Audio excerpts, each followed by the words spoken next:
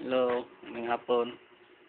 Itong topic nga to kay bahin sa pulis.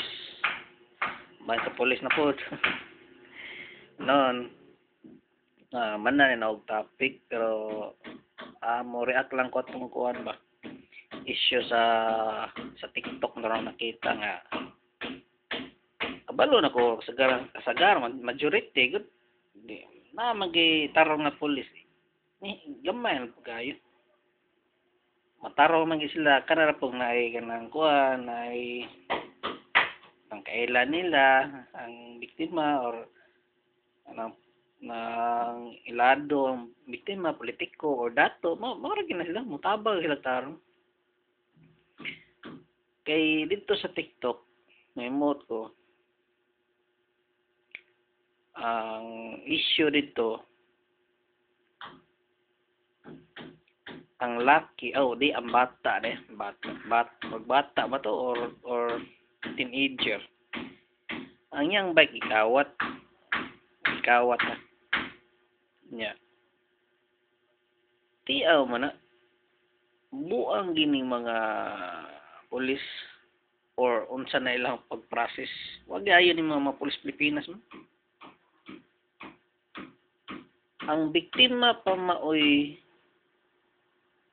mukuha og mga ebidensya hanggaw kayo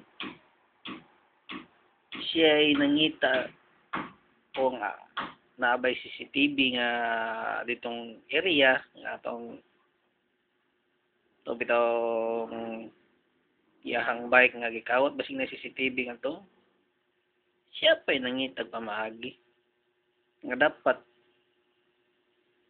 trabaho na sa pulis mo na ang gingon sa una pa nga dawat limpyo pa padako lastiyan ya ang kaya ra lang dakpon katurang mga na mag-checkpoint ra ang kaya ra lang dakpon katong mga diri sa na mag-checkpoint sa karsada nga kuan ko no say tawag anay sige tawag na sila sa English isuwat nila sa TOP over kuan na ko no kung auto kayo, nag-cloud din na po.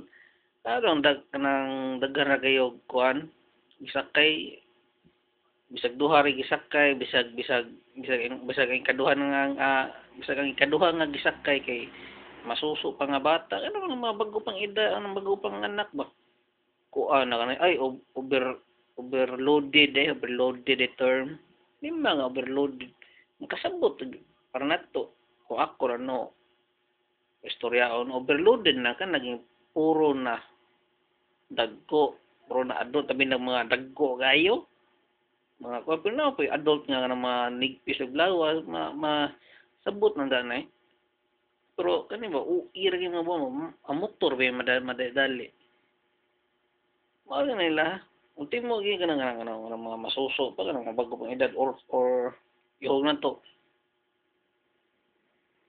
10 years old pa ubos.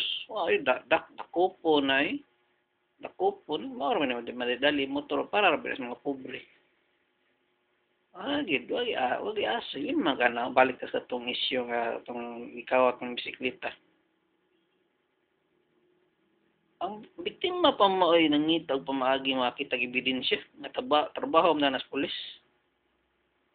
Kunya, ang requirements nila nga para mopasaka kag kaso ang katong nakuha nimo nga kopya sa CCTV maghimo kag napo ka copy lima ka napo ka copy wala kuyap yan mahal ba kayo ng kuan mahal ba kayo ng flash drive or USB maski pag gagmay na ganang gigabytes yan na po. Tanaw sa usa sila kahanggaw. Pangutan na nganong daghan. Nganong di na lang gid sila. Nga naman computer ang mga kuan. Ang kuha sa mga opisina sa pulis. Hanggaw lay kayo. Manong gingon nga ang hostisya para ra sa mga kanang kuan. Mga dato. Di na parang pobre. Mabitang dili ko bili ba ng mga pulis. Hanggaw ilang mga kuan ba, ilang pamaagi ba.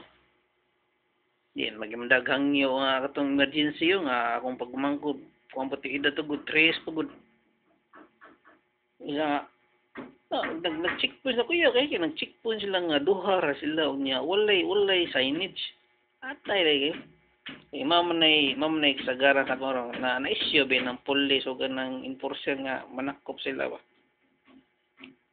Kay lagi na kutam. Dugay na mo kana sa katong wala pa na nimbuto ng istorya sa social media. Naka batik ko na jud ko ana. So mo to murag naka-realize ko kung galingon ba nga naa siguro next like puta.